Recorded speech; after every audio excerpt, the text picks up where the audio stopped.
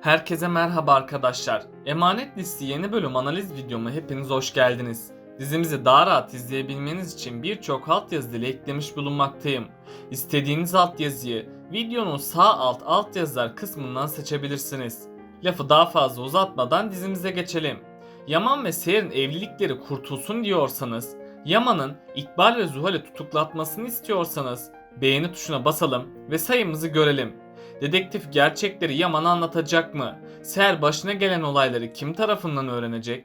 Yaman Seher'le olan ilişkisini düzeltmek için neler yapacak? Seher'in vereceği zorlu karar ne? İşte bütün sorularınıza cevap vereceğim arkadaşlar.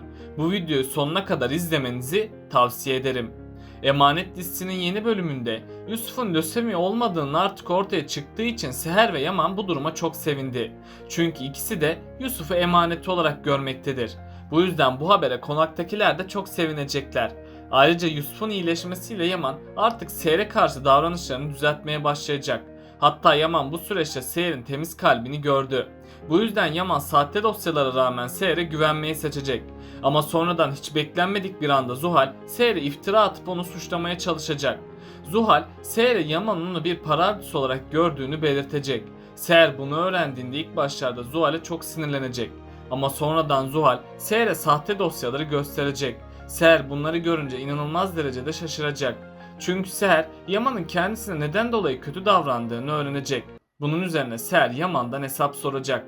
Yaman da Seher'in bu bilgiyi alması üzerine ne yapacağını bilemeyecek.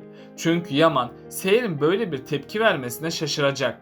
Yaman Seher'in karşısında dimdik durmasına bir anlam veremeyecek. Bu nedenlerle Yaman artık dosyalardan daha fazla şüphelenmeye başlayacak. Şimdiye kadar Yaman Seher'e güvenmedi. Hatta Yaman Seher'e olmadık hakaretlerde bulundu. Bu yüzden Yaman gerçekleri ulaşsa bile Seher'i kaybedecek. Çünkü Seher tüm gerçeklerin ortaya çıkmasıyla Yaman'ı terk edecek. İlk zamanlar Seher Yusuf için sesini çıkarmayacak. Ama vakti geldiğinde Seher Yaman'ı tek başına bırakacak. Seher hep Yaman'ın hakaretlerini görmezden geldi. Ama bu suçlamalar ve iftiralar bardağı taşıran son damla olacak. Bunun üzerine Seher Yaman'ı terk edecek. Yani Seher kendisine güvenmeyen birisiyle yaşamak istemeyecek. Bu yüzden Seher ileride konağı terk edecek. Seher'in temiz kalbi uzun bir süreye kadar kırgın olacak. Çünkü Seher'in aklına hep bu iftiralar gelecek.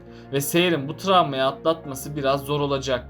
Yaman'ın çok pişman olacağı günler de çok yakında gelecek. Ama gerçeklerin ortaya çıkması için biraz zamana ihtiyaç bulunmaktadır. Çünkü Seher ve Yaman'ın aşkı için bazı sınavlardan geçmesi gerekiyor. Normalde bu kötü ve üzücü olayların yaşanmaması gerekirdi. Ama olaya şu açıdan da bakılabilir. Eğer bu üzücü olaylar yaşanmasaydı aşkların hiçbir değeri kalmayacaktı. Çünkü zorlu sınavlardan geçmeyen bir aşk güçlü olamaz. Yani bazen yaşanan sarsıcı olaylar hakkımızda daha iyi olaylara bir temel oluşturabiliyor. Ayrıca dedektif meselesi de hala çözüme kavuşmadı. İkbal tüm hızıyla dedektife ulaşmaya çalışacak. İkbal gerçekleri ortaya çıkarsa Yaman'ın kendilerini yaşatmayacağını biliyor. Bu yüzden İkbal bir an önce dedektifi ortadan kaldırmayı planlayacak. Ama dedektif Zuhal'in kötülüklerini gördü. Hatta dedektif kendisini öldüreceklerini de biliyor. Bu yüzden dedektif gerçeklerin olduğu zarfı Yaman adına konağa yollayacak. Seher de zarfın içindekileri merak edip bakacak. Seher zarfa baktıkça dünyası başına yıkılacak. Çünkü dedektif zarftaki mektupta Yaman'a tüm gerçeği anlatmıştır. Seher bunları öğrendiğinde ikinci kez bir yıkım geçirecek. Çünkü birinci yıkımda Seher Zuhal'den üstüne atılan iftiraları öğrenmişti. Bu ikinci yıkımda ise Seher tüm gerçeği Yaman'a gösterince şok geçirecek. Çünkü Seher kendisine hakaret eden Yaman'a bir daha güvenmeyecek.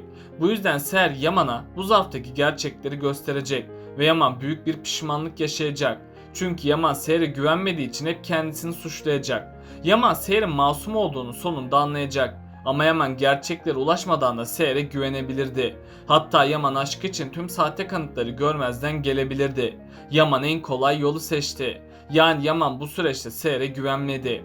Hatta Yaman Seher'e yapılmayacak hakaretlerde bulundu. İşte bu sebeplerle Yaman'ın hakkında Seher'e yaptığı hakaretler gelecek. Yaman Seher'e böyle davrandığı için kendisini asla affetmeyecek.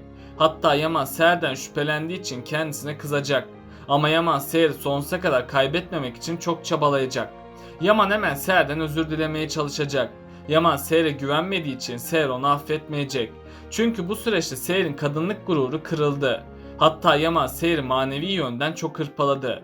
Seher'in tek suçu da Yaman'a güvenip ona bir şans vermek oldu. Seher tüm bu yaşananları hatırlayacak. Hatta Seher Yaman'a sahte belgeleri güvendiği için bir ders verecek. Ayrıca Seher sadakatinden şüphelenen Yaman'a haddini bildirecek. Bundan sonra daha güçlü bir Seher karşımızda olacak. Tabi Yaman'ın geç gelen pişmanlığı da hiç fayda getirmeyecek. Yaman pişman olsa da Seher tüm yaşadıklarının acısını ondan çıkaracak. Seher'in Yaman'a karşı olan mücadelesi sessizce olacak ve Seher bu konuda başarıya ulaşacak. Yaman tam aşkın biteceğini zannederken dizide büyük bir sürpriz yaşanacak. Çünkü Arif Baba ve Nadire anne devreye girecek. İkisi birlikte Seher'e Yaman'ın yanında durmasını isteyecek. Seher de Yaman'ın zorlu geçmişini bildiği için Yaman'a bir şans daha tanıyacak. Seher'in Yaman'a duyduğu aşk her şeyin üstesinden gelecek. Bundan sonra Seher ve Yaman'ın evliliği gerçeğe dönüşecek. Tüm yaşanan zorluklardan sonra Yaman ve Seher kavuşacak. Bu yüzden yaşanan tüm kötü olaylar onların aşkını güçlendirecek. Yani Yaman ve Seher bunca zorluktan sonra mutluluğun tadını çıkaracak.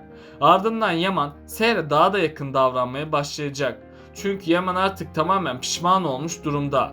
Bu yüzden Seher ve Yaman daha da yakınlaşacak ve aralarında güçlü bir bağ oluşacak. Seher Yaman'a hayatın iyi tarafında olduğunu gösterecek. Yaman da geçmişini unutup hayatına yeni bir sayfa açacak. Yani Yaman Seher sayesinde geçmişiyle barışık bir hale gelecek. Bundan sonra Yaman her açıdan daha güçlü birisi haline dönüşecek. Zuhal'in de sonu gelecek. Yaman tüm kötülükleri Zuhal'in yaptığını sanacak ve Yaman Zuhal'e haddini bildirip onu cezalandıracak. Tabi İkbal'in şimdilik gerçek yüzü ortaya çıkmayacak. Çünkü İkbal tüm kötü planlarını Zuhal üzerinde oynadı. Bu yüzden Yaman İkbal'in bu olayda payının olduğunu anlamayacak. Yaman her şeyin sorumlusu olarak Zuhal'i görecek ve Yaman Zuhal'i en ağır bir şekilde cezalandıracak. Tabi İkbal Zuhal'in cezalandırılmasıyla iyice sinirlenecek. Hatta İkbal bu olayların sorumlusu olarak Seher'i görecek. Bu yüzden İkbal Seher'in ablasını öldürdüğü gibi onu da öldürmeye çalışacak. Ama sonunda İkbal'in gerçek yüzü ortaya çıkacak. Yaman da İkbal'in gerçek yüzünü gördüğü için ona asla güvenmeyecek. Bunun sonucunda da Yaman İkbal'i hapse gönderecek.